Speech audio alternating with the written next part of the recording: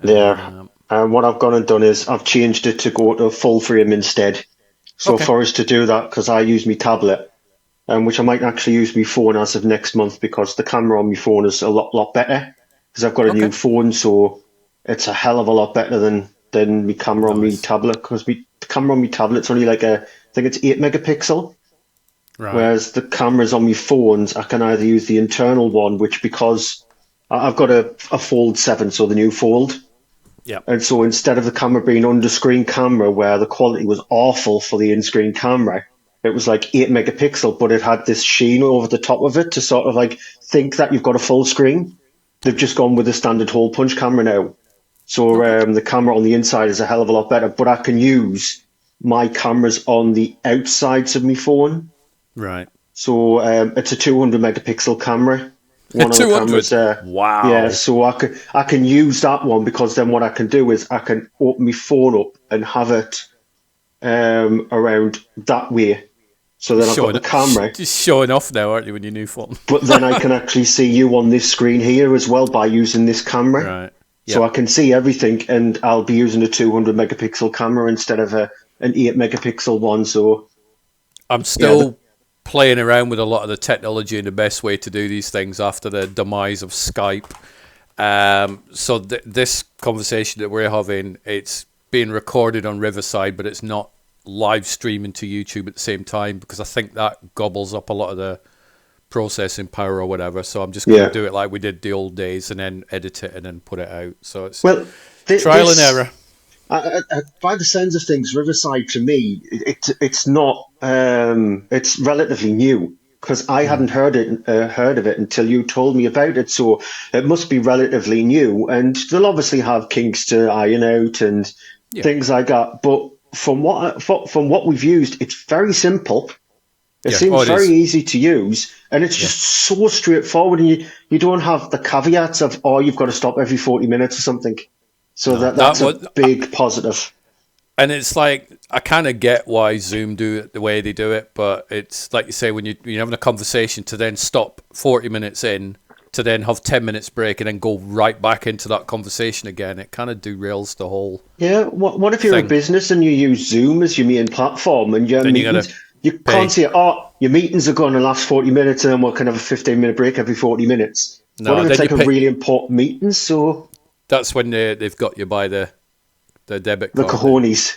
And it's And like I that's, don't want to. I don't know how much it is per month, but it's not cheap. And it's like we I know wouldn't how much expect it money to be. we know how much money podcasters don't make, like none. So it's like I'm not at the point where I'm going to happily spend about 40 quid a month or whatever for That was Zoom. me with Spreaker when I did the Yeah, Monday movie show. If we didn't get that backing when they merged with iHeartRadio, because obviously in the olden days we did a half an hour stint and then we had to stop and then a half an hour stint, and in that half an hour stint you had to have a break as well. yeah, So it was just too distracting. And then when iHeartRadio bought it, we were put up on their premium package, which cost same. $100 a month, Yep.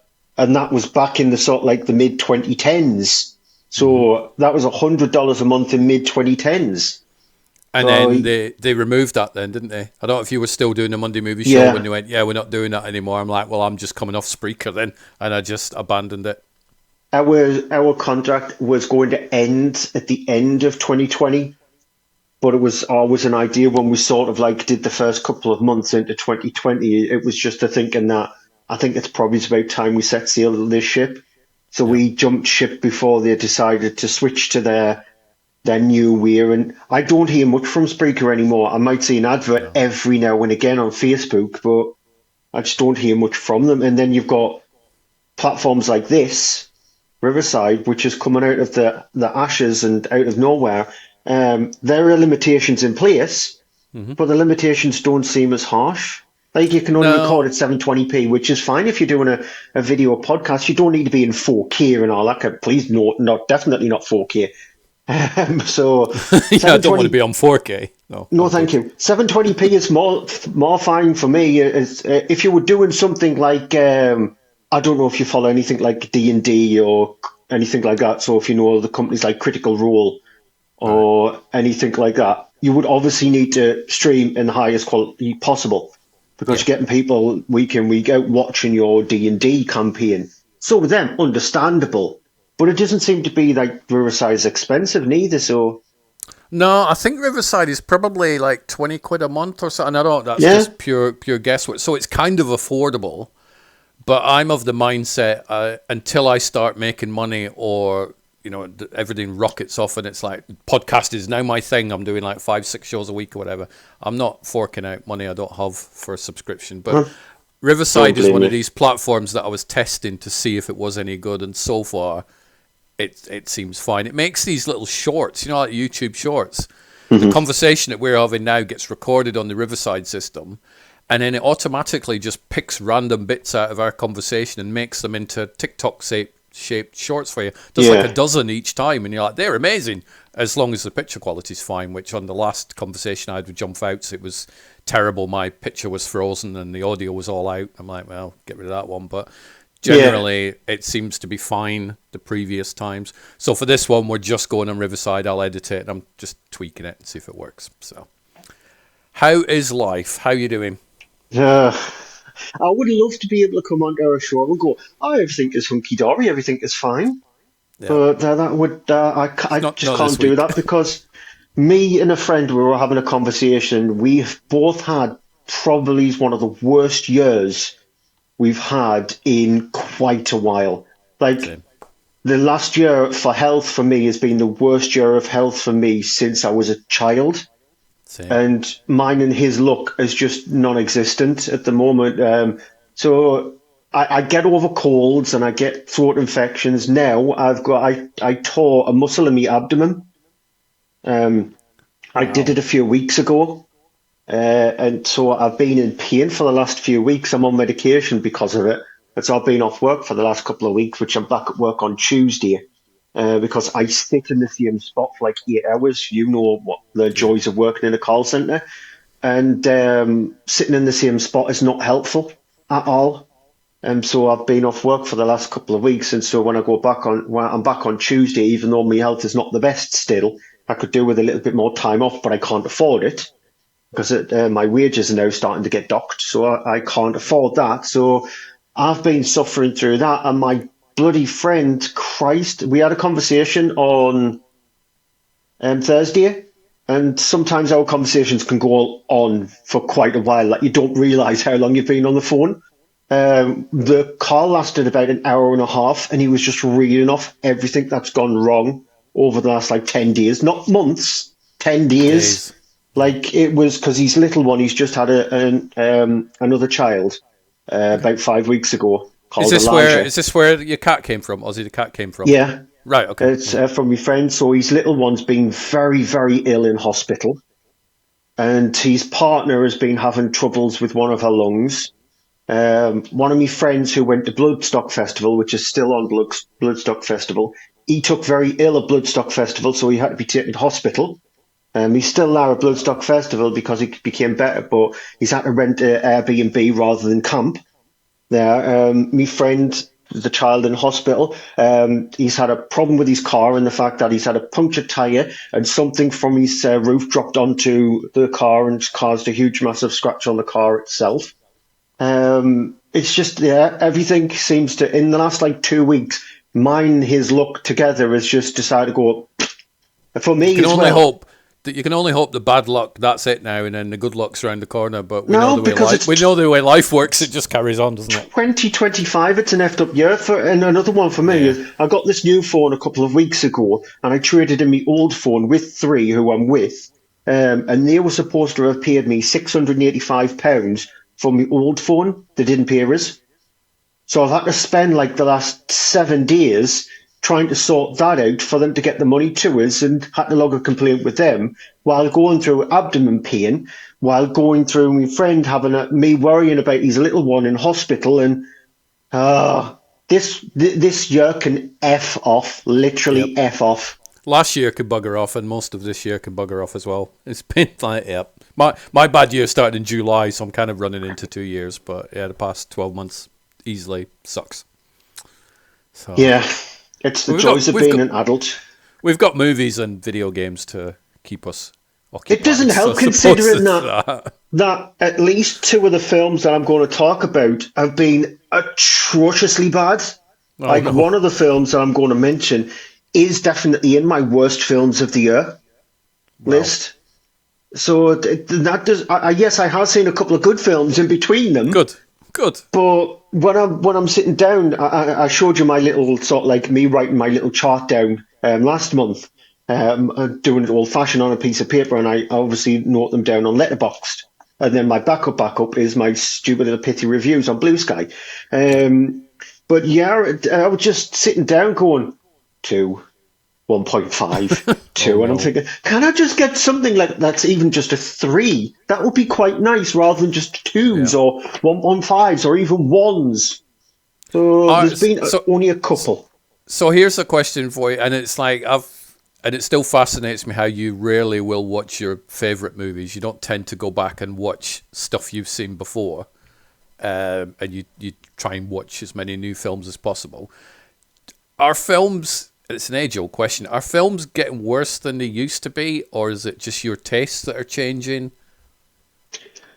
Films are definitely not getting worse than they used to be because you can guarantee you could handpick a year, no matter whether you were alive or not. You could handpick a year and you could easily make a top 10 best and a top 10 worst films out of that year. Easily. Even if you Yeah. go up all the way back to the starting age of films, not like the starting age of films in the late 1800s, but even if you go back to the realms of like the 1900s to maybe even after the Second World War, when during the First and Second World War, not as many films were made, but it was used as a way for people to be able to forget what was going on. So even if you go back to those kind of days where the only things that weren't rationed during the First and Second World War were fish and chips. Yep. They were the only things that weren't rationed at all. So you can easily handpick a few bad films and a few good films from each year. So the quality of films, they just don't change. Some years might feel like, oh, I've watched more worst films than I've watched best films, but the quality hasn't changed. I think with the advent of a lot more streaming platforms, no matter how big your streaming platform is, you can go from everything from Amazon Prime to Netflix all the way down to a found TV to, I know Stars doesn't exist anymore, but something to like a Stars. So you can go from a big platform to a small platform. It's so much more easier now to distribute your films. Like a lot of films can get away with not even getting a BBFC classification by going onto a streaming platform because it's not a regulatory right or a regulatory thing for a film to have a BBFC classification to be shown on a streaming platform. It's just that Amazon, the big ones, Amazon, Sky, Netflix, they adhere to the age certificate ratings. So Yep. that's why when you could watch a film on Prime and see a 15 rated certificate on there, but then you can watch another film on Prime and just see 16 plus. So it's just their tentative way of saying, oh, this is that.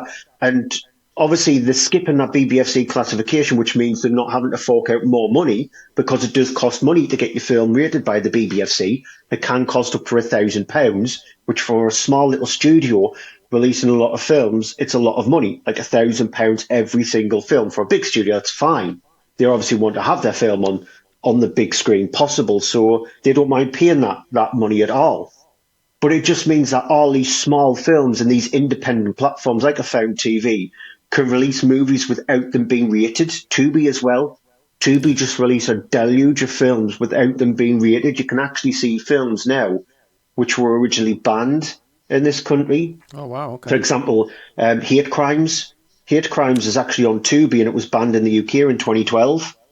Is that on Um, the British Tubi as well? Yeah, Or so wow. because they can Okay. get around it because they're not, they don't have to adhere to the BBFC's classifications.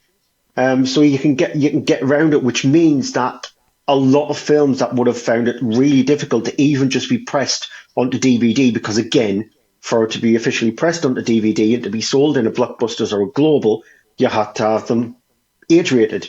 They had to Yeah. be certificized by the BBFC, and so you can get around that now these days. So that's why you'll find so many unknown films that you'll have never heard of, and the quality can just vary. they'll go from absolutely horrendous to maybe it's a diamond in the rough, but those diamonds in the rough are very few and far between, just because people now think that they can just release absolutely anything and it'll attract people. For example, there's one film that comes to mind which is on Prime called the John Perkins tapes, which I reviewed last year, and it was in my worst 5 films of last year. It's an horrendous film, and I found it just by chance. It was buried very deep with Inside Prime Video, and it did not have an age certificate attached to it. Whereas if that film itself did go to the BBFC because of the content that was in it, and I'm surprised that it skipped through what Prime would use their checklist to see, oh, it's fine to actually release this film. There is stuff within that film where you just go, that is like extremely high 18, the kind of things that Tom Six would have been told to cut down in his Human Centipede films, or the kind of thing that would have been left away from maybe a Serbian film or something like that. There was stuff with inside the John Perkins tapes which was that extreme. And so you just, yeah, a lot of platforms these days can get away with it. So the quality has not changed. It's just how easy it is for your film to be released. Long-winded answer, but there's definitely more films than there used to be, I would have thought. oh, because definitely. Of the sheer. And it's like, I watched the latest Jurassic World film this week. I thought it was fine. I thought it was all right. The dinosaurs looked fine. There was some really good scenes in it. But it's like, it baffled me that, like, when the original one came out in the early 90s, we were all like, wow, look at them, look at the effects, look at the dinosaurs. The dinosaurs, I don't think, look any better in the original film than they do in this new one, so it's not a special effects thing, but we've just become so, kind of used to stuff now. And it's like, where's the wow factor from this new Jurassic World movie? I suppose it's the 7th film, so I guess we've kind of got used to seeing big, funky dinosaurs plodding around, but I think the best people to speak to are people like Adam with the Moors and directors like that. Like, he would have probably really struggled badly 10 years ago to try and get that film distributed, and he would have obviously had to pay for the BBFC license so he could get it pressed onto Blu-ray and for it to release. But it's probably best to pick his brains on how the process worked for him to get that film on Amazon, on Amazon Prime. Yeah. That might be the best avenue to follow, because then you'll have an understanding of how these films do get released, because they are a blessing in disguise. They can be a cesspool for horrible films, but they can also be the springboard for directors who are trying their hardest to get people to notice their movies. And that's where you do find those little diamonds in the rough, those small little independent projects where you can tell there's a lot of heart to it rather than them just releasing movies. For example, there's one movie I'm going to go over a little bit later on, which the director has released 6 films this year already. This film is his 6th film, and we're only in August. So if you can release 6 films in 1 year, there's something seriously wrong. And not just like be a producer on a film, actually be the director of each one of those 6 films. And so you're thinking, he's churning these out like he must have a script that's only 10 pages long. The shoots must last no more than a couple of weeks. The editing process must last no more than a couple of weeks. He's absolutely just bombarding these streaming platforms with these films because we can get them out there, because that platform is ready to take anything so it can get viewing figures. I mean, in theory, you could do that. You could turn a film out in a month, but I don't know where you get the money from. I suppose the first one needs to be a success, a la Winnie the Pooh, Blood and Honey type thing. But then how long does it take the money from that to come in so you can then use that money to go shoot another film? So I bet that guy's quite interesting to chat to, going, how do you do it? He probably won't share all the secrets, so don't blame him, but it sounds like a nowadays Uwe Boll. Must gone to like a government and actually got a government grant to actually make these films. I mean, he's a good example, isn't he? Uwe Boll has not got a great track record for the quality of his movies, but there was a time there when they were just coming out one after the other, and people went, "Oh, his films are terrible," but they'd still watch them, so he'd still make money on them. It's crazy. Yeah, the last film he made was a couple of years ago, Uwe Boll, and he used to pretty much churn them out every single year. You could guarantee you would get at least one Uwe Boll movie. Yep. But now he's disappeared, and as I said, when I get onto one of the films, 6 films in 1 year. It's just Crazy going. what? So I want to chat Killer Clowns. I want to get that out of the way. And thanks for noticing that posting, by the way. So there is a Killer Clown movie coming out called Halloween, which comes out in September. I've seen quite a lot of that, and I like it. I described it as The Purge, but with killer clowns in it. So it's kind of like that sort of feel. And I shared a posting from Shogun Films, and somebody replied, I can't remember his name, it doesn't matter, because it was a stupid comment that he came up, sort of. The reason he put an F-bomb in there, I'm like, maybe you could have made a point without chucking an F-bomb in there. That anybody that uses killer clowns in movies has no imagination whatsoever, which I think is a stupid comment, because it depends, in my opinion anyway, depends how you use a killer clown-like character.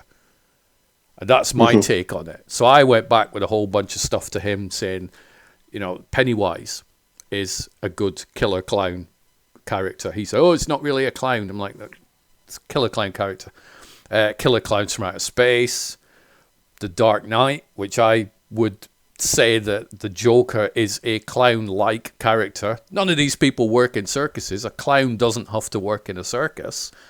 But it's, you see stupid stuff like that online, and people are like, maybe it's like you're not even reading your own reply. But so killer clowns in movies, does it show a lack of imagination for anybody that puts a killer clown in a movie?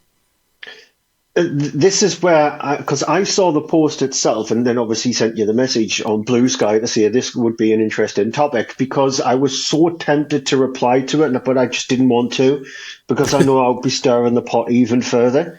With me being the horror nerd that I am, I sort of like know the area of horror that clowns embody. And clowns are predominantly either in children's films or horror. You very, very, very rarely see a clown outside of that. Because if you look at, for example, The Dark Knight, he's taken a clown persona just because that's how he thinks that his personality is actually like. He thinks it's playful and he wants something sort of like malevolent behind it. And so that's how the Joker felt like his persona was just out there as a clown.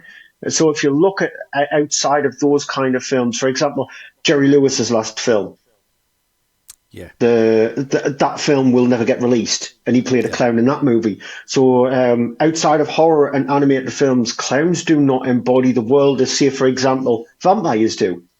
Because vampires are very predominant horror. But you can still get vampiric-like qualities with inside dramas and fantasy movies and stuff like that.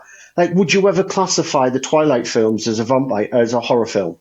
No, but it is a vampire movie, isn't it? And yeah, it's a vampire film. Whereas with clowns, like I said, they embody mainly horror in children's movies, and clown movies are not as prevalent as people might think they are. So, for example, I like to do a little bit of research when I'm speaking about a topic, just so I know I've got some facts. For example, there has probably been around about 300 clown films since the beginning of films back in around about 1886. If you compare that to zombies, vampires, werewolves, serial killers, possession movies, things like that, they're in their thousands. Yeah. So that instantly dispels the argument that person was making straight away. Because if they're abundant, how comes this year, can you name a clown film or a film that featured a clown that was released on the big screen just this year? So not including Terrifier, because Terrifier was last year. This year, can you think of a film which actually has clowns that was released on the big screen? I mean, Halloween's getting a limited release, but that's not out yet, so that I can't use that one. I can't, to be honest. But you're the horror expert. Has there been an abundance of them? No, none. No, and we're in August. Drop down to streaming platforms, and can you think of a film this year that has got a clown in it that is predominantly the main character? No. Again, outside the Terrifier films, you can't. Whereas if you look at films like possession movies, there is a lot of possession films, even vampire films, werewolf movies. There's been a couple of werewolf films this year. If you look at serial killer movies, they're still big at the box office. You can just easily go back a couple of weeks ago to I Know What You Did Last Summer to jump on that. So again, that makes his rebuttal moot. Because if clowns are an easier scapegoat, how comes we're still not getting an abundance of clown movies? Like the only one I can think of this year is Halloween. There Yeah. might be a couple of clown films that might be completely slipped under the radar, but Halloween is the only one that I can think of that is sort of like showing its face. I think what So, also fascinates me and also annoys me is this guy had based his comment on a single still image mhm, of a clown like character in a backyard. And it's like it's the same argument as somebody once came at me a few years ago saying it's impossible to shoot a feature film in a day. And I'm like, well, you can shoot it in a day. That's impossible. I'm like, it depends what the feature film is. And I have this weird, funky idea that I could shoot one in a hotel room where somebody wakes up next to a corpse and it's all set in the hotel room. You're like, you could shoot that in a day. It's got one person who's a dead body. It's got one person who's discovered the thing, one camera. But you could do it. You could do it in a day. But this person, nope, it's impossible to shoot it in a day. You can't do it in a day because he didn't know what this thing was. This guy with the clown comment, it's like if you use the killer clown character in a smart and clever way, then absolutely it can work.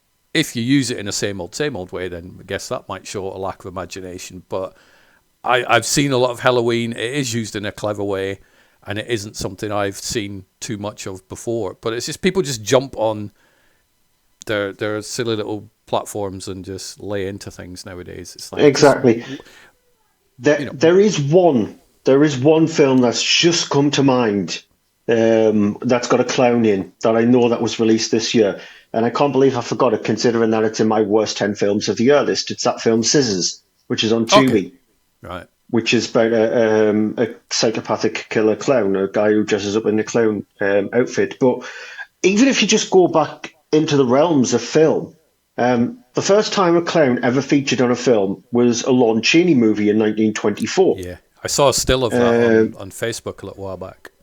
So that was the first time that was released. That, considering that the first supposedly true vampire film was Nosferatu back in 1922, zombies didn't actually rear their ugly head until 1932, where you had White Zombie. Yeah. But you look at serial killers, didn't have a platform until 1931. Fritz Lang, who did Metropolis, he did a film called M. Yeah. And werewolves are actually the oldest one, because the werewolf in Yep. the 1913 film, The Werewolf, Bela Lugosi was in that one of his first ever films. And so you just look at going back to that. And so, yes, clowns have been around in that 30-year period alongside the more iconic horror characters and psychopathic characters. And you look at serial killers like John Wayne Gacy, and who'd sort of like dressed himself up as a supposed clown as well. So they have been around, but they're nowhere near in abundance as what we see with possession No. films and zombie films and vampire films. Superhero movies. We've probably had more Exactly. superhero movies in the past 3 years than we've had clown movies in the past 10. I would probably guess, but So the yeah, whole point is, just because a clown features in your film doesn't mean that it's lazy screenwriting, that it's no, lazy creation. If you think that the clown is the anchor of the film and is the thing that's going to cause the most terror, then use it. That's the yeah, whole point of making a horror film. If you want to make a silly horror film, that's fine. You can use a clown. You look at Eli Roth's Clown. Clown is a bit of a weird film because it has its elements in comedy with lots of dark horror. You look at Stitches. Stitches hmm, sort of like is a comedy horror film. 31, Captain Spaulding. yeah, In yeah. 31, the Jack in the Box series, which is on 4 now. So things like that. I reviewed a film last year called The Killer Book Club, which you would What think that it wouldn't feature a killer clown, but it's got a killer it clown does? in it. And then you go to films like Clownado, which takes the tornado on with clowns with inside I'm that. sorry. I'm sorry. Clownado. Yes, Clownado. This is like Sharknado, but with clowns. So there's a tornado. Yes, How did the clowns get in the tornado? I'm you fascinated by don't this now. you really don't need to dig any deeper than their actually title says. It's Okay. clowns in a tornado. They've done it with zombies. There's a Zombie-nado one as well, where there's Wow. been zombies with inside a tornado. So amusement is a good one to shout out. So they are Yeah. around, but nowhere in hell do I think they're actually used too much. No, it depends how you use it. That's my thing. You could easily make a Killer Clown movie that sucks, if it's not a good film. But you can also make one that's really, really good if you use the Killer Clown characters smartly within a good script and shoot it well and stuff. But Yeah, I'm looking because forward to seeing Halloween. I'm looking forward to seeing what you think of it when you get around to watching it as well. So, can't believe they're releasing it in September, though. You would think they would release it in October. well, apparently it's coming out in America first, from what I've heard, early Which seems to be September. happening with a lot of is Shogun more British centric company or Shogun is it's a British film company, British production company that shoots its stuff primarily in the UK, but is branching out into the world. So it's making films. Not it doesn't make Cockney gangster films, for example. It makes films that will branch out into the yeah, US. So but it's coming. It's coming out in the US first, and then the end of September, I believe, is when the UK gets it. So that's a little bit better timing for Halloween, but it is unusual that it's coming out so early in it seems September. to be that should have been the main question. Why the hell are all these films coming out in the US first before the UK when predominantly a lot of these movies are actually shot in the UK? Like Yep. the Twisted Universe, the Twisted Childhood Universe, the Pooniverse, in other words, as a lot of people know it as. All of those films are shot in the UK. Yet it takes a hell of a long time for them to actually come out in the UK, despite the fact that they've got the distribution company ITN. ITN distribute a lot of these direct to streaming horror films, but they seem to come out in the UK before after America, which always makes me question. Yeah. You're a UK distribution company, but it takes longer for it to come out in the country where you're based in. I do also find it weird that I still buy Blu-rays and DVDs and stuff, but most people don't tend to. That there is such a gap between a film being released in the US, or beginning of September, compared to the UK end of September. There's nothing in the middle. It's like, with it being digital, I would think that it makes more sense releasing it everywhere all at once, just to put a film title in there, because then you're not doubling up on advertising. You're going, it's out now, go get it wherever you are, wherever you see this tweet or this Facebook message or TikTok video or whatever. Go get the film, rather than, oh no, you can't get it yet. It's Especially if it's got a distributor already there. yeah, You would understand, for example, there's a film that I cannot wait for. It's one of my eagerly waited films this year called Strange Harvest. It was released in cinemas in America on Friday, just gone. It does not have a UK distributor. So it's understandable with something like Strange Harvest not having, or there's another film that is doing absolute gangbusters at the Fantasia Film Festival and some film festivals called The Undertone, which again, watch the trailer for that because it looks bloody brilliant. It's another horror film.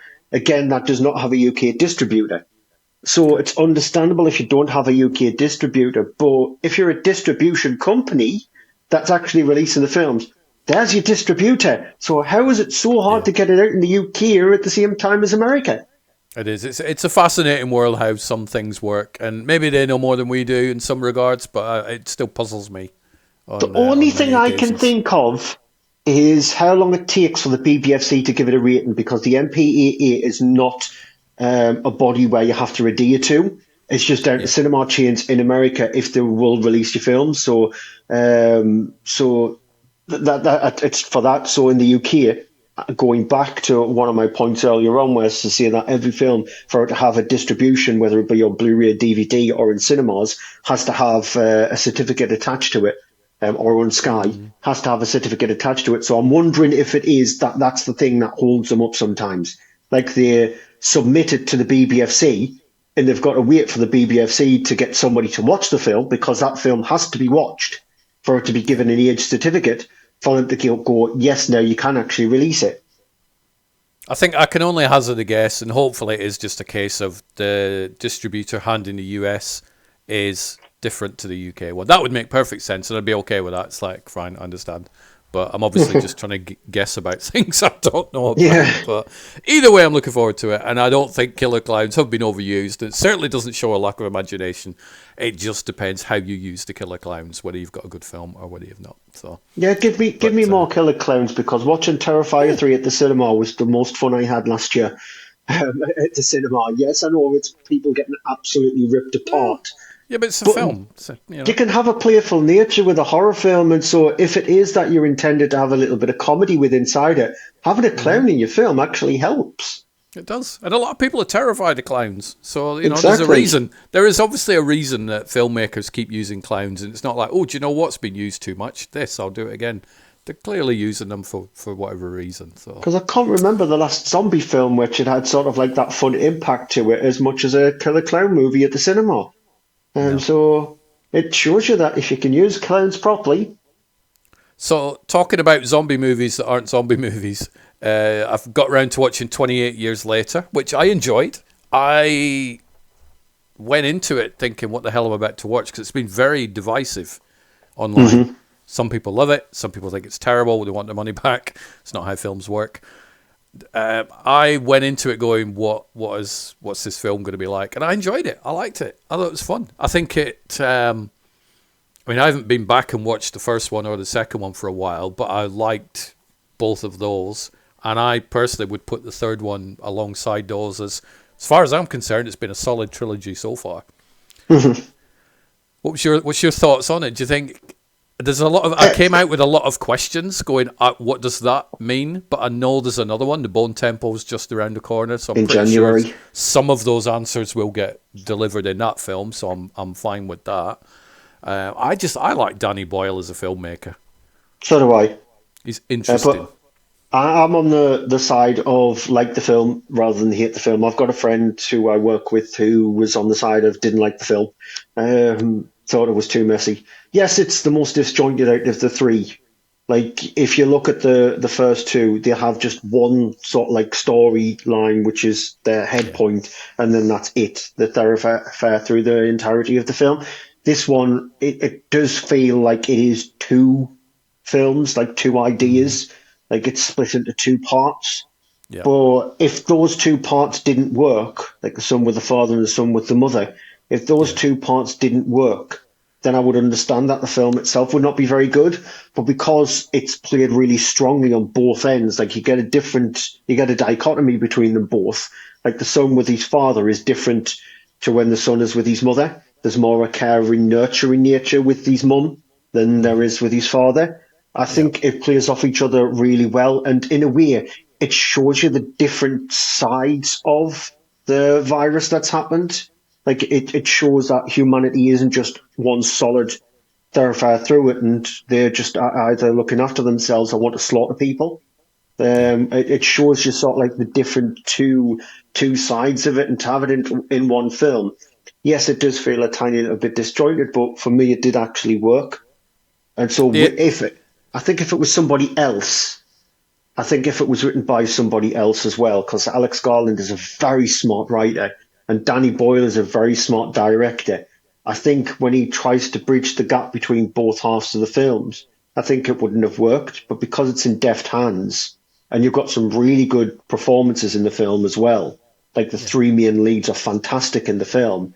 And then obviously you've got a fourth, which just appears in the latter like 20 minutes of the movie itself, which works because it adds that more human nature to it, which we really, really do need to see because Yeah. it's such a depressing place to be a part of.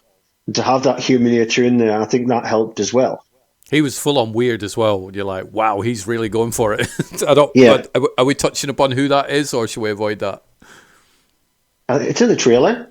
Yeah, Ralph Fiennes and his character. You mean he's just full on bonkers. You're like, but I get it because it's like you're 20 years after the world collapsed. It's like I get why you would be a little bit, unhinged, he shall we say? he is unhinged, but in a sensitive manner, which you very, very, very rarely see in a film. Because if it's an unhinged character, it's somebody who wants to peel your flesh off. Yeah, Whereas in this one here, he doesn't want to do that. There is that caring doctor nature that he's got. Like the doctor part has always stuck with him, and he's not doing it for nefarious reasons. He's doing it to let the person find their final resting place because there is no time to bury people in this no, world. Because if you're not in a safe space and if you're not moving, you're screwed. So he's in a safe space, and so he knows this safe space is going to be the last resting place for a lot of these people. and that's what he's providing, their final end to their journey. That's what he's providing. So I think it needed something like that, and it was nice to see it in a film where it is just all about doom and gloom. Yeah, and we'll obviously get more answers on that whole plot line in the Bone Temple, because the Bone Temple itself features in 28 years later. But I Yep. liked, I mean, the Jimmy Savile thing. I'm sure a lot of Americans are like, "What the hell's going on with that?" A lot of British people are like, "What's all that about?" I'm sure we'll find out more about that in the next film as well. I guess that's Danny Boyle just having a bit of fun, which he likes to do now and again. But yeah, a lot of people got mad at that online. They were like, "Stupid ending." It's like, not a stupid ending. You just don't know why they're all the way they are. But I'm sure you'll find out in the next film. And it definitely not. It's not a stupid ending, considering if you watch the first 10 minutes of the film, you could sort of like understand why the ending ended the way it did. Yep. But I enjoyed it. It's good. I'm glad I've finally seen it. So, what have you got? What have you got on your list of things you've Um, watched? I've got a few main ones, some like really big hitters as well, and a few like quick throw out there. So I'll throw the quick ones completely out there. Monster Island, which is on Shudder, about a British and a Japanese soldier that get abandoned on an island, and there's a monster on this island. It's sort of like a creature from the Black Lagoon meets Deep Rising meets Kong, Okay. kind of amalgamation of a monster. It sounds like it would be fun. It's boring, Oh, unfortunately. Osiris, which yeah. is It's John Malkovich. Is that no? no, No, it's not it's something the else. and He's got Linda one. Hamilton. Oh, It's okay. the, Yep. it's a science fiction film very akin to things like Aliens and Predator and stuff like that, about a group of soldiers which get abducted onto this spaceship and they have to try and survive. And it's got Linda Hamilton front and center on the poster, but she's in an and role, which in Oh other words wow. crops Okay. up for about 10-15 minutes of the film and then that's it. Yep. Um, it's a film that I wanted to like, because we don't get to see a lot of these films anymore. On the spaceship kind of situation, which Mm. is a monster chasing after a lot of soldiers. But the monsters there are plentiful. So it's like they've taken the aliens from the video game side of things, not from the alien films where you might only see a couple of them, and just threw them onto a ship with soldiers. It's just boring because it recycles the Oh. same scenes over and over again. It's just like corridor fights, gunfights in corridors, and that's it. There is no tension in it. There's no, you don't like want the characters to survive or anything like that. So yeah, it's a completely throwaway film, Osiris, which is annoying. Okay. Um, Abraham's Boys, a Dracula story, which is more of a drama with hints of vampirism to it because it's set at the end of when Dracula was killed. Like the we know the killer who killed Dracula, who Yeah. Abraham is a vampire hunter, and it's just about him surviving on a farm with his two sons, holding the secret back. It's dull. Oh It's no. unfortunate. I don't mind movies where they are very stoic in its pacing. Like it's really, like, it takes its time to actually do something, as long as the payoff is worth it.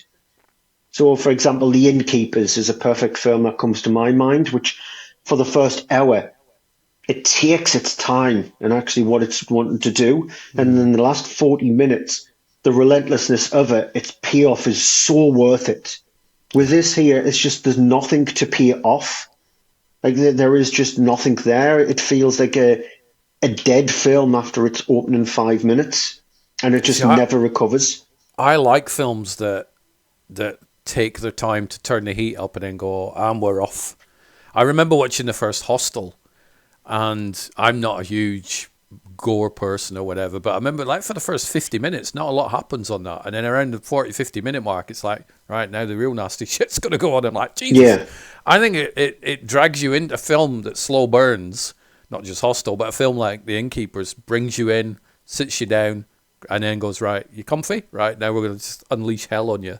And I like yeah. that in a movie. I don't need a film to just go crazy within the first 5 minutes. But I guess there's certain people nowadays that need to be entertained from the moment the film begins.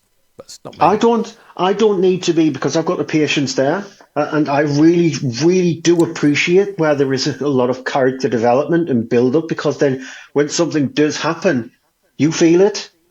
Like Mm. it's a movie shouldn't just be you seeing and hearing it. a movie should be that you get something from it at the end, no matter what kind of movie it is, whether it be a comedy where you just couldn't stop laughing, or a thriller where you're on the edge of your seat, or a horror film where you've seen loads of gore, people get ripped apart and you're disgusted by it. You should feel something by the end of it. And for a film to take its time, it needs to have that rewarding element at the end of it for it to go, oh, yes, I really did enjoy that, because I understood why the director went with the slow pace. But this one, it just felt like there was no payoff at the end of it.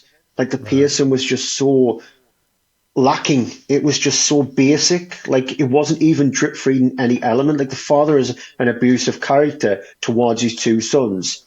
And you need a reason behind that, not just to see it, oh, he's protecting them, because there's nothing around them to be protected from. Supposedly he's killed the main bad guy in Dracula, but there's nothing else around them to protect them from until it decides to see it all. Well, this is what it is, but it's just way too late when it does it. So, Oh no. then another film, 100 Candles Game, The Last Possession. Such a weird title. It's a sequel to a 2016 film called 100 Candles, which is an anthology film about a group of people who would discover this house, and they tell ghost stories to each other. But with these ones, the films don't last any more than like 10 minutes. They are very quick, sharp films, because 100 Candles Game, The Last Possession, it's only on for like an hour and 15 minutes, but it tells like 8 different stories in that hour and 15 minutes. Only one of the 8 actually works. Oh no. Yeah, it's one of those dodgy German films where the dubbing is awful, and the movie that works the best is the only proper English language film. It's a second film about this father and daughter surviving in the zombie apocalypse, and it's a small contained movie where it's just set in one corridor and one room. And it's just that the father is being bitten by a zombie. He's slowly changing, but he needs to prove his humanity to his daughter for his daughter to trust him, to see if the zombie virus has taken him over.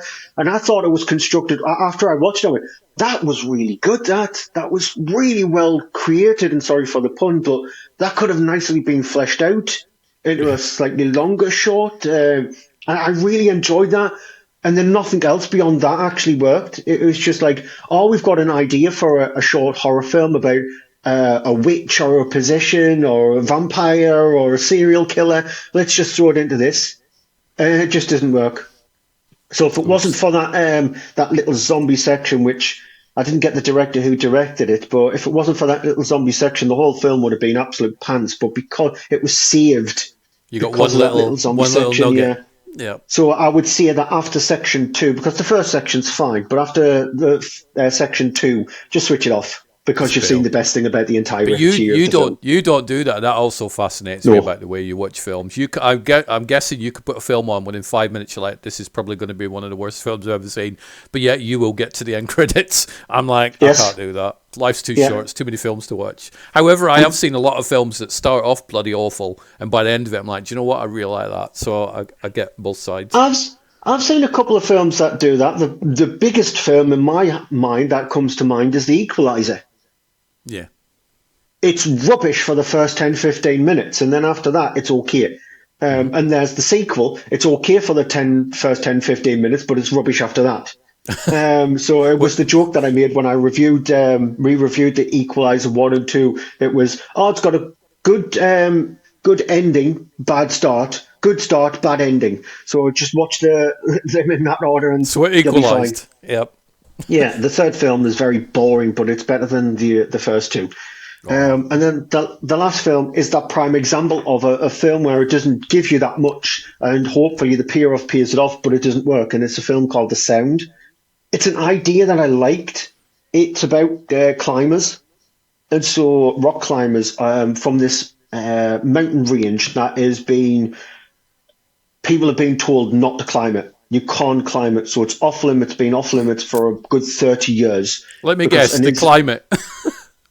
Well, it gets reopened back up again to see if people are allowed to climb it. So rather than just open it up to everybody, a small group of people are used as sort of like the guinea pigs to say, you can climb this mountain range to see what potentially might have caused the incident that happened 30 years prior.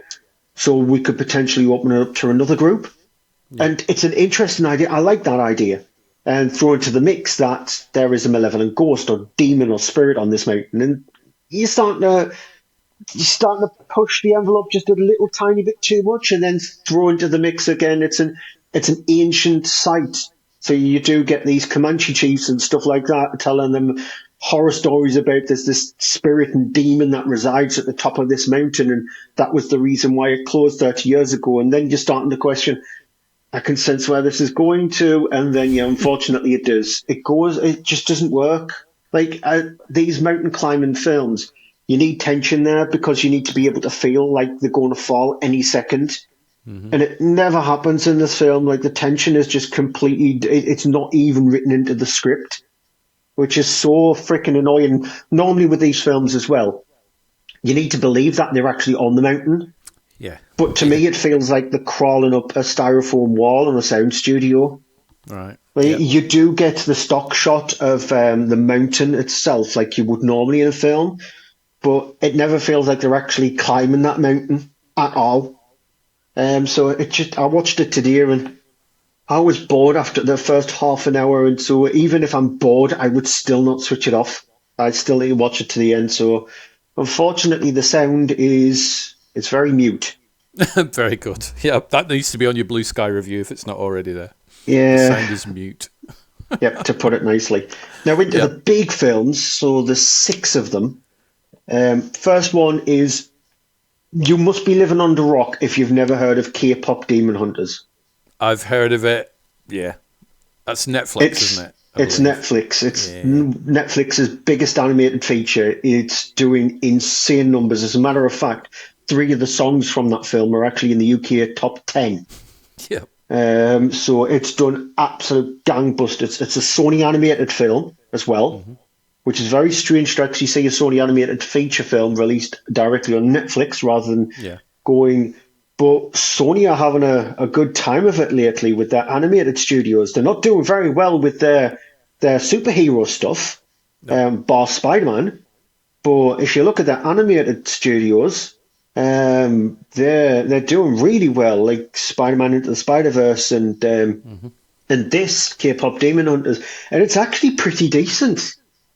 It's a PG rated film about 3 girls who are part of a pop band who are demon hunters to try and stop demons.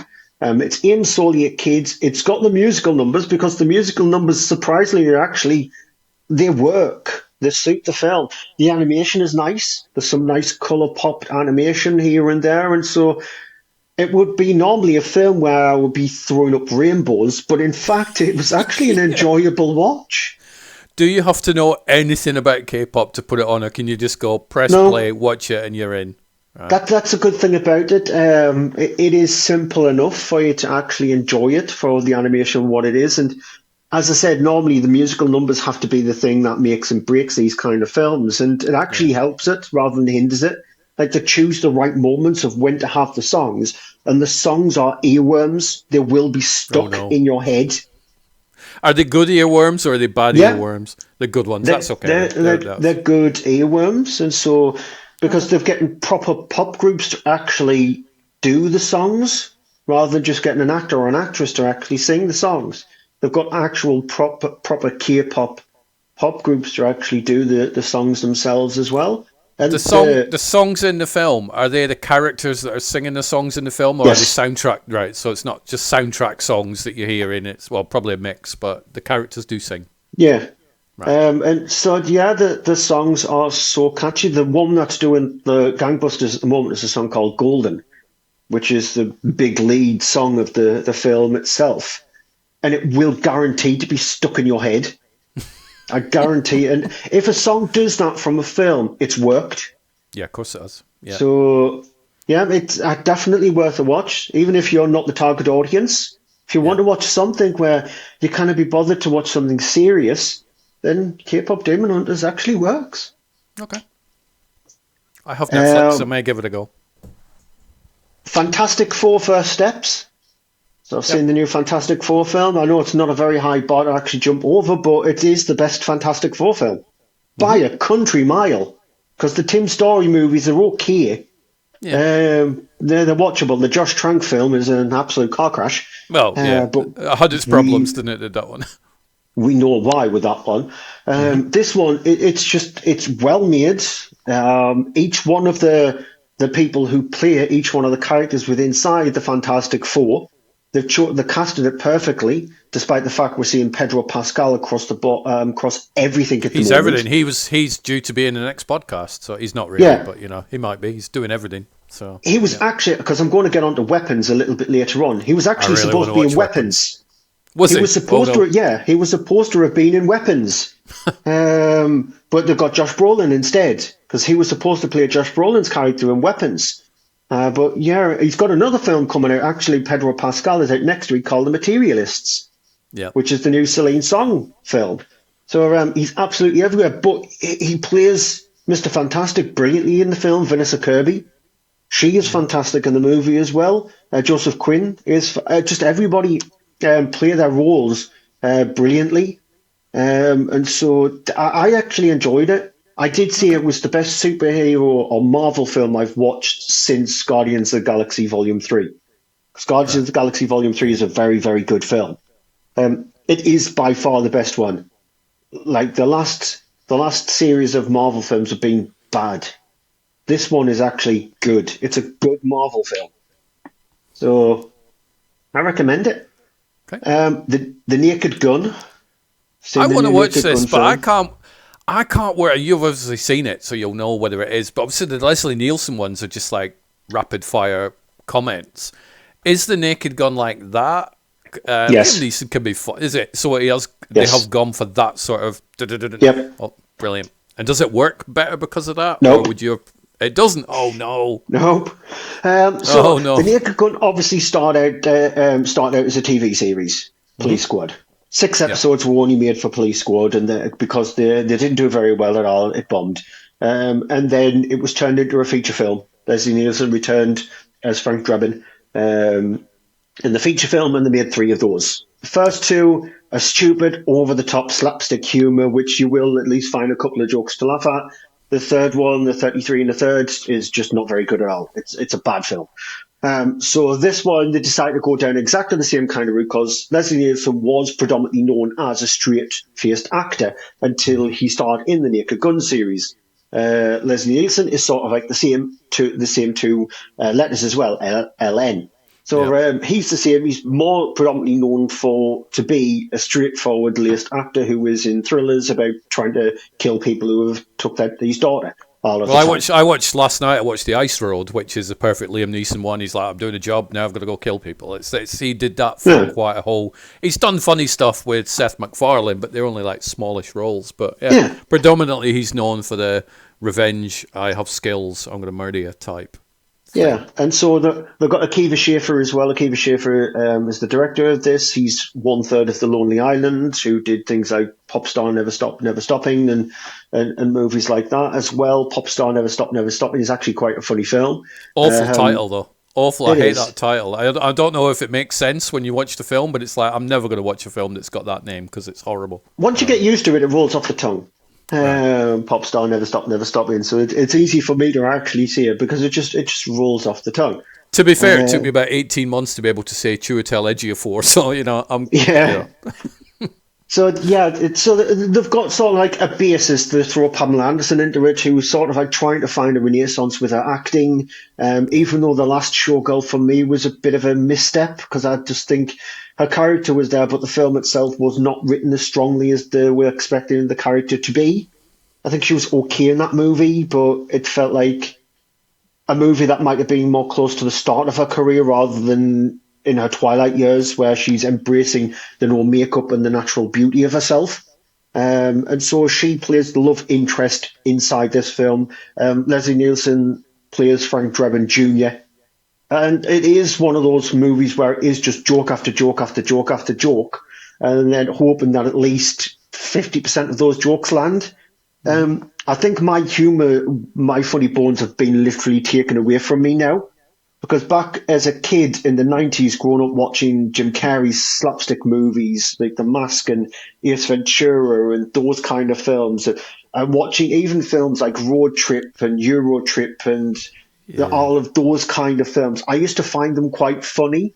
Like even you look at the South Park creators movies like Cannibal the Musical and Orgasmo and Team America World Police and South Park Big Along and Uncut. Like it's just lots of jokes and you will find them funny. I used to find them quite funny. Even Van Mm. Wilder, the first Van Wilder film, has I its like that. humour. Yeah, yeah. So I didn't laugh once Oh in The no. New Naked Gun. None of the jokes actually to me felt funny at all. Was Like, the audience laughing though? yeah, Or not? Yeah. some Okay. were, some weren't. As a matter of fact, I got a few more laughs from Weapons than I did from The Naked Gun. Okay. Yeah, Weapon's Um, not known for its be comedic, but yeah. but yeah, it's just none of the jokes landed. Like, there is that six laugh test that if a comedy can get above six laughs, then it's deemed as a really funny comedy. And I reduced it down to four. So if a comedy can get above four laughs for me, it's done its job properly. And these days we don't see these kind of comedies on the big screen. No. They seem to escape that area, but I it didn't think even get one. the last really funny film I saw in a cinema was There's Something About Mary. I was wetting myself watching that. I saw Ace That's Ventura, the first one, in the cinema, and I was yeah, you. I just didn't find it funny at all. And I was surrounded by people that were wetting themselves. I'm like, no, this isn't. I don't get it. So I didn't like that. But There's Something About Mary. I can't remember the last really funny movie that I saw that just gave me sore ribs. yeah, same. Just Because this definitely didn't. It just bored us, unfortunately. Like a comedy should never bore you.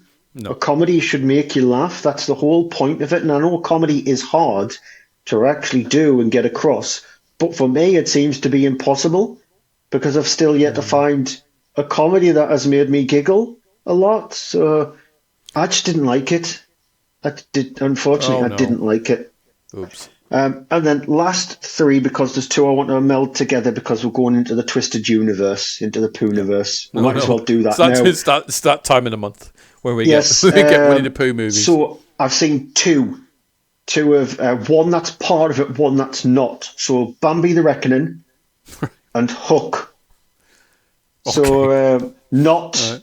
not the Not the Spielberg Spielberg one. Hook. No. Yes, because obviously when trying to actually pop this into my into my letterbox thing for Hook, the first one that came up was the Mm. Spielberg one.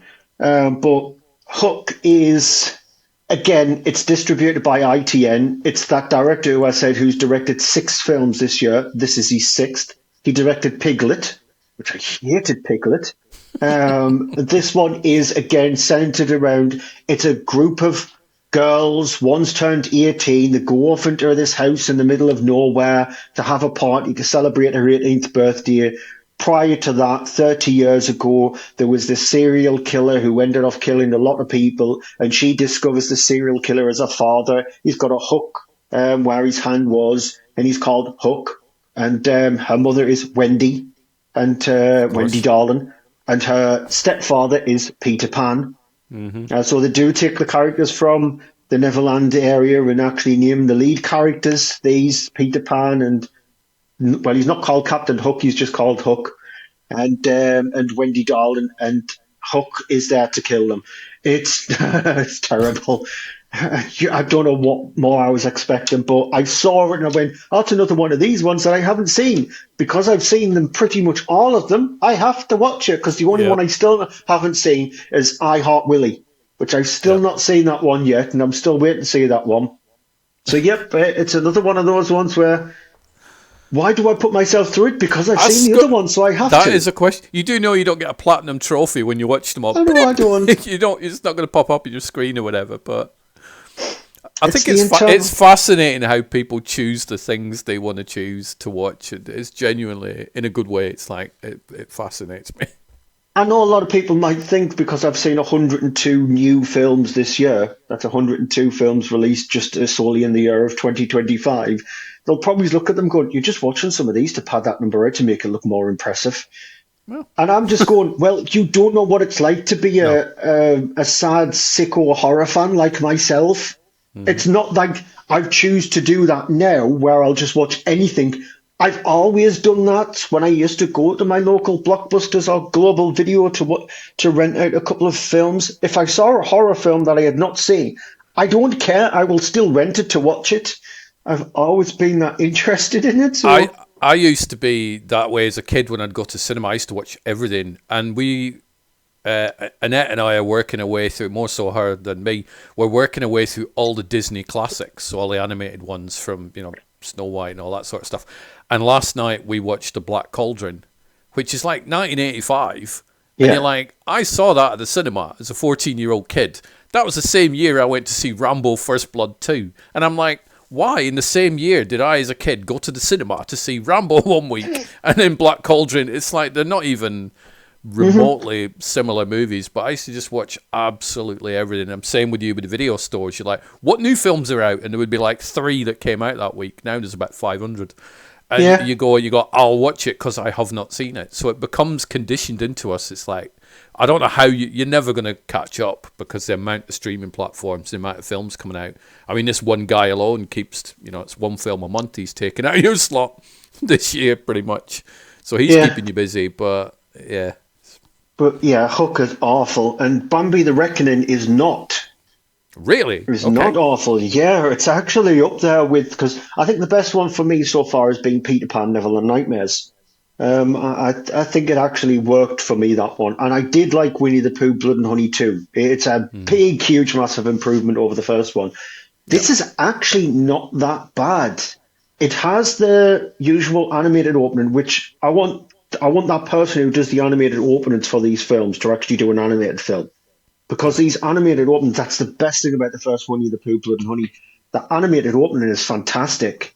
The animated opening for this one is fantastic because I love it when they do something different with animation. So it feels like it's using silhouette animation on this one.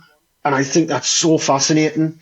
It's very similar. I don't know if you can remember the Judder Man, I remember the title. the I remember advert the name. Yeah, I do. Yeah.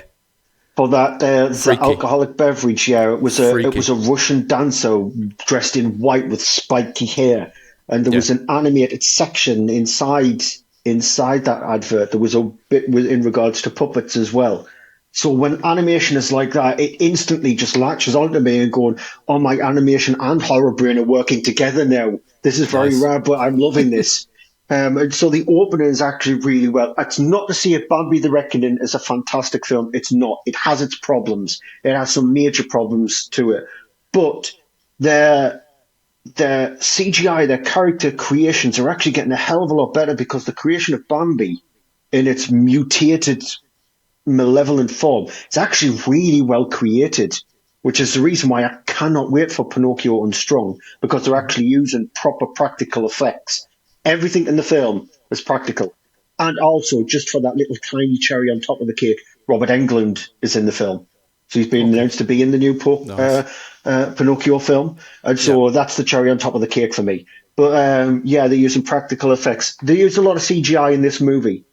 And yes, the CGI is a bit dodgy, especially in because Thumper does show. I have to do air quotes for people who are actually listening to the audio. Thumper Yeah. does show there are rabbits in this film, but the rabbits are mutated in a way. And there Right. is a scene where somebody dies by being ripped apart by these rabbits. Because one of the stupid bad guys kicks one of the rabbits and he goes flying, and then the rabbit comes out again, and then he's surrounded by a multitude of rabbits and he gets ripped apart by them. Yeah. Which Don't is a, kick a rabbit. which That's is no.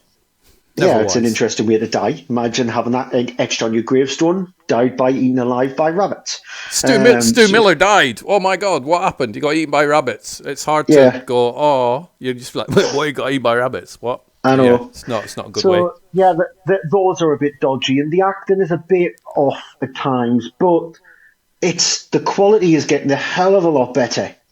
You can see that the money that they've made on previous films, they're actually investing in their next film.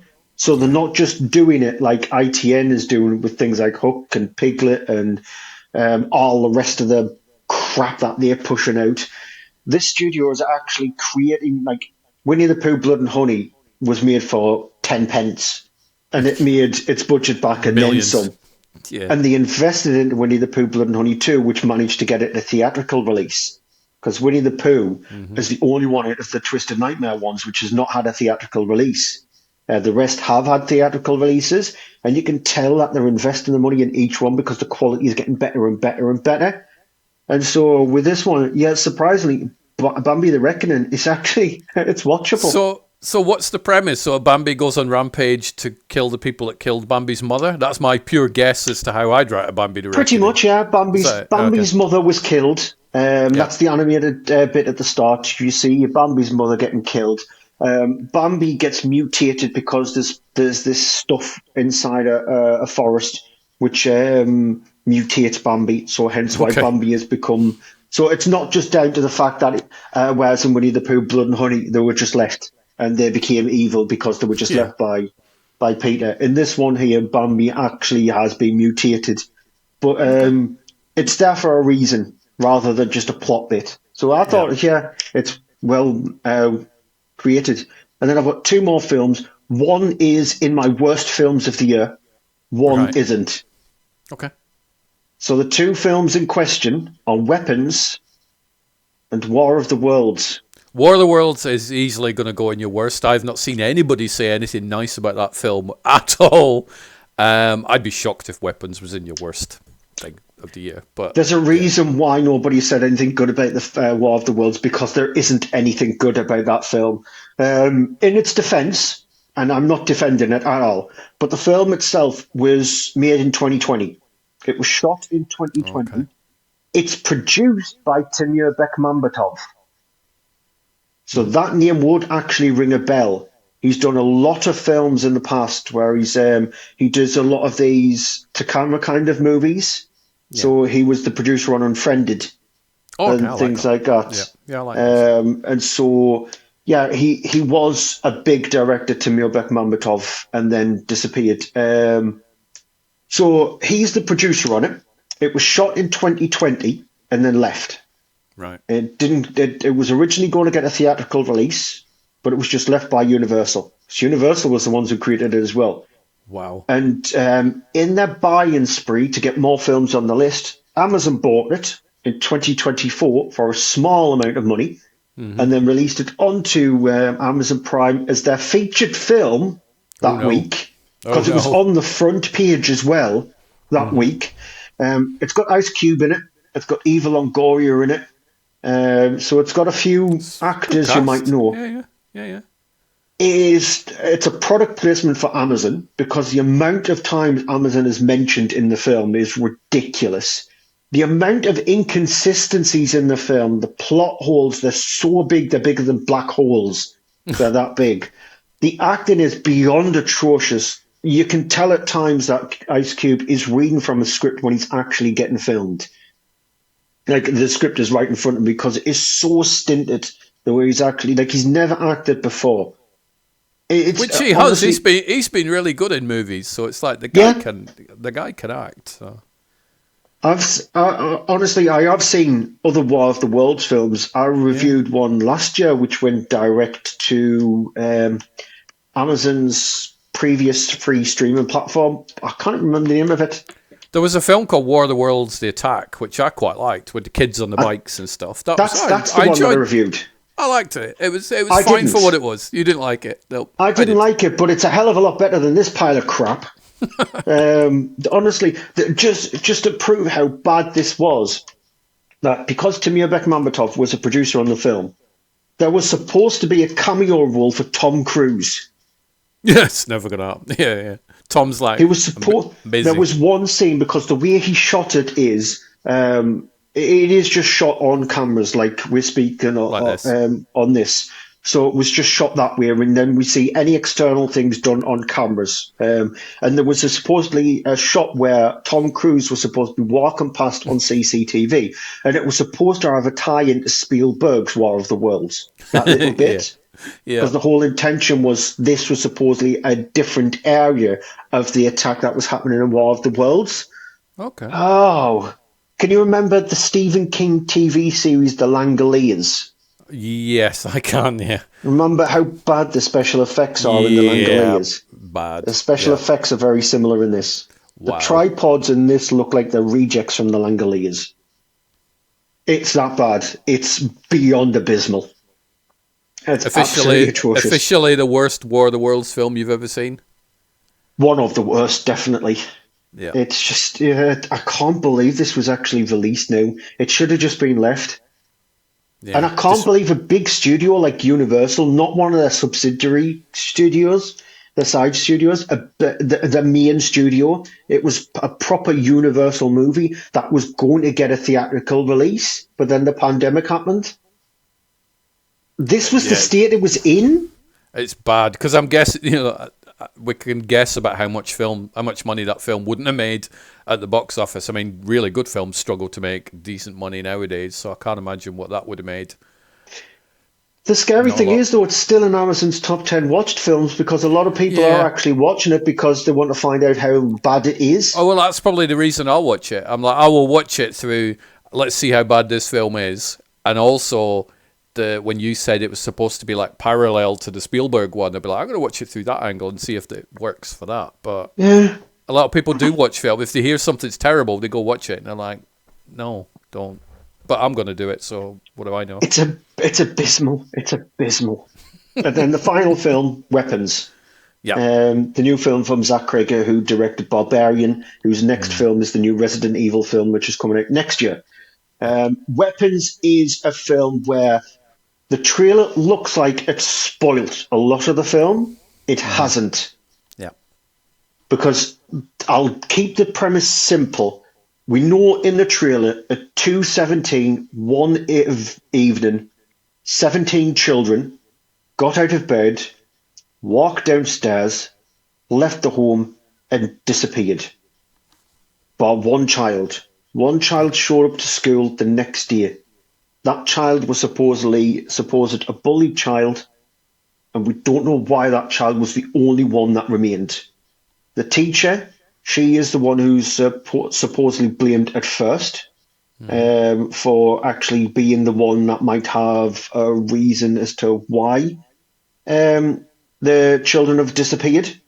And one of the fathers, played by Josh Brolin, he is sort of like trying to piece together as to why.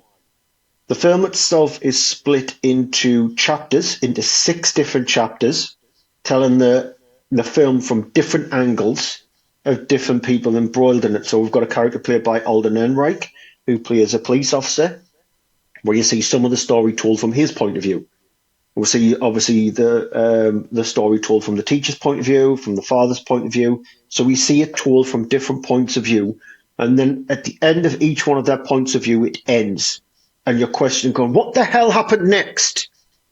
Yeah. And that's where the director needs to put his trust into your hands, because you need to be able to just think of what happened next while actually concentrating on the next part of the story. Because the next part of the story, you know, it's going to be told from a different point of view, but Mm-hmm. somehow it's there for a reason. So it's not there just to pad the time out. It's Yeah. there because it has a connection as to what actually happened to these 17 children. So it's told from that point of view. So when we see the trailer just gives you the first bit of the film, and that's it. The rest, there is a little snippet in the trailer where we do see from the middle-ish point of view of the film, but the rest is you don't know what's going to happen next. So that's the best thing about Weapons. Go in it not knowing what's going to happen. Yeah. Also, I would say personally, go in it not expecting a horror film. Go in it Yeah. expecting a thriller movie with horror tinges to it. If you expect it to be a nasty, gory horror film, it is rated 18, because there are a couple of scenes of extreme gore. Personally, I would have rated it a top end 15, but that's just me. Go in expecting a thriller, and Cregger is a very interesting director and writer. So there was an interview that I watched in regards to it. So he said he started writing the film Weapons, and then he stopped.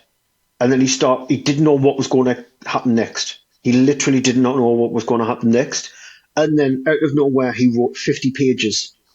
And that's the way he was doing the film. Like, pieces were clicking together when he was writing the next bits. So he didn't have a plan on how the film was going to go from the children disappearing to how the film was going to show its final credits.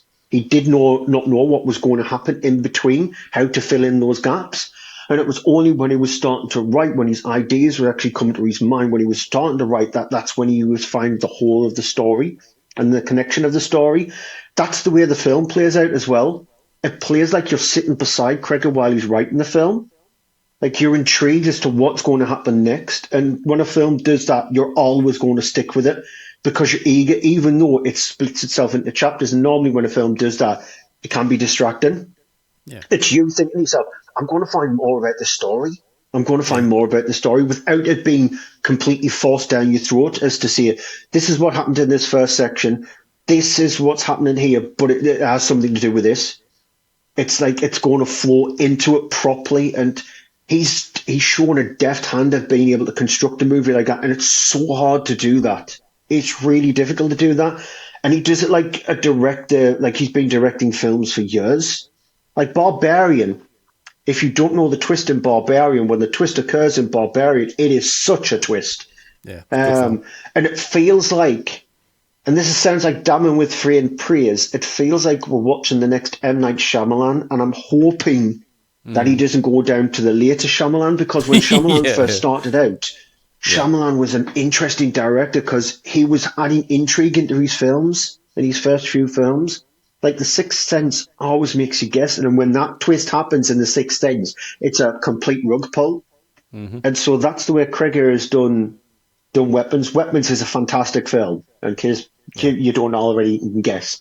It is a fantastic film. I cannot wait to see what he does with Resident Evil. I know he has turned around and says that his Resident Evil film is not going to be created in the mold set of the video games. You will not see the things like the Jills, the Chris's, the Adas, the Leons. We're not going to see that, the Claires, because we already know that. We already know that from playing the video game, so he doesn't want to do an adaptation of one of the video games. He wants to do his Resident Evil film from somebody who's played the games, who's got ideas on how we can create stories within inside that. And that's I was hoping Johannes Roberts was going to do that with Welcome to Raccoon City, because Johannes Roberts, despite them, for me, being a director who's not made a really good film at all, he is, because he did Strangers. Not The Strangers. He did do the second Strangers film. No, he didn't. He's done a few films. He did something. They weren't very good. Yep. Yeah, Johannes Roberts. And so he's done a lot of films, but he's always seemed to feel like he's got an understanding of his material that he's creating.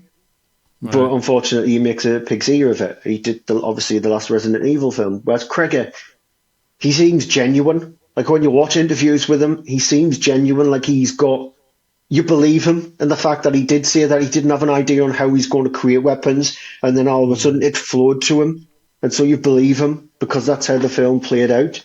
So yeah, Weapons is in my top 10 films. It is a film I'm hoping to check it out this week, probably like Tuesday or Wednesday, something like that. Probably Wednesday, Thursday, but definitely this week. It's the next film I'm going to go watch on the big screen, anyways. Weapons.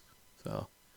She's having a good month as Julia Garner, isn't she? Obviously fantastic. She definitely is, because she's really good in Fantastic Four.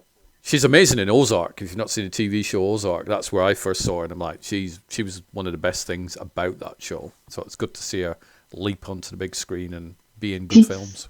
Why do I question myself? Johannes Roberts did do The Strangers. He did the sequel. He did Pray at Night. I knew he did The Strangers. It's just it was questioning myself because don't question yourself on horror films. You know, Rennie Harlan did the remake of Strangers, and obviously he's Strangers Chapter 2, which is out in September. He's doing that one, and so that's where I was getting confused, because there was a proper sequel to the original Strangers, so Johannes Roberts did do that. He did.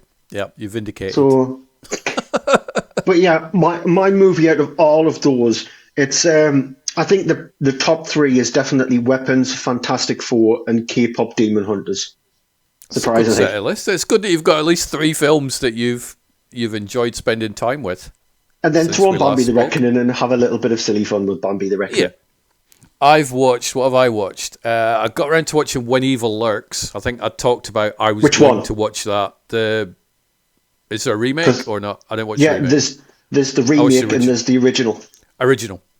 The one that came out from Second Sight. I went into it because it's a possession movie, sort of.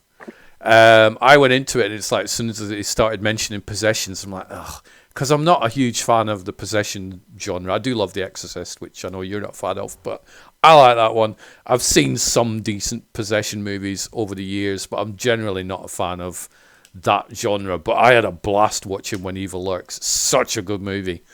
It was brutal as hell.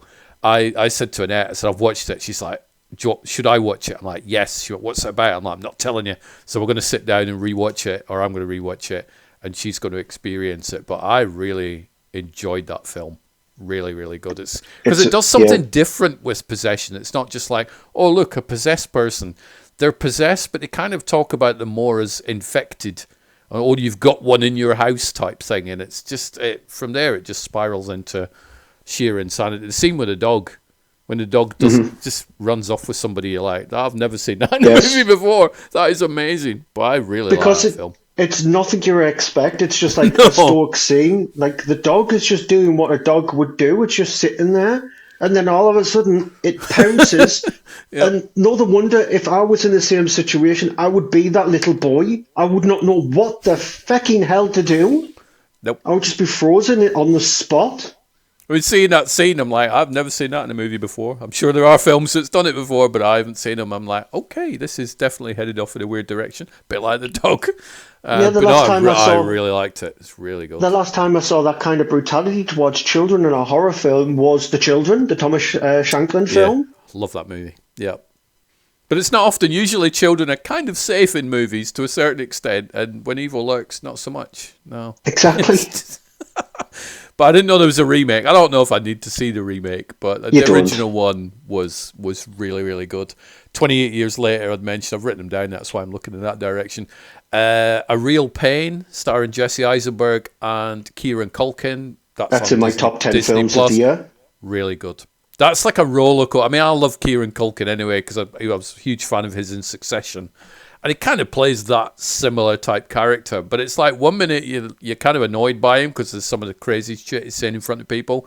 Next minute you're fully sympathizing with him. And next minute you're laughing with him. And it's all over the place in a good way. I don't know what I would class that film as. Drama, comedy. It's everything. It's like a proper roller coaster. It's a drama with comedy elements to it. It's brilliantly directed by him as well. It's got funny moments in it, but it also has scenes that are shot in concentration camps. So 1 minute you're laughing, next minute you're like, I need to remain silent while watching these scenes. It's really, really well made film. Really like that one. Yeah. It's in my, like I said, it's in my top 10 films of the year. And then I rewatched Poseidon from 2006 because that's coming out. I have a screener disc for that. I didn't really like the film when I first saw it. It's like, oh, look, here we go. Hollywood remaking a disaster movie with lots and lots of CGI.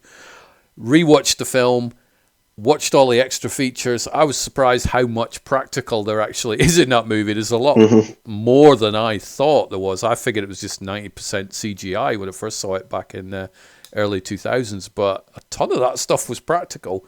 Watching it as an adult, and you go, what would I do if I was stuck in a ship that got hit by a wave and flipped over? It's pretty terrifying, actually, the remakes. I enjoyed it a damn sight more than I did than when I watched it 19 years ago. So one of my mum's favourite films, actually. I love the original. Oh, she absolutely doted on the original. When the original was always on TV, we always had to watch it. That and The Towering Inferno were the two that, if they were on TV, we had to watch it. So I've seen both of those two more times than I should have actually seen them.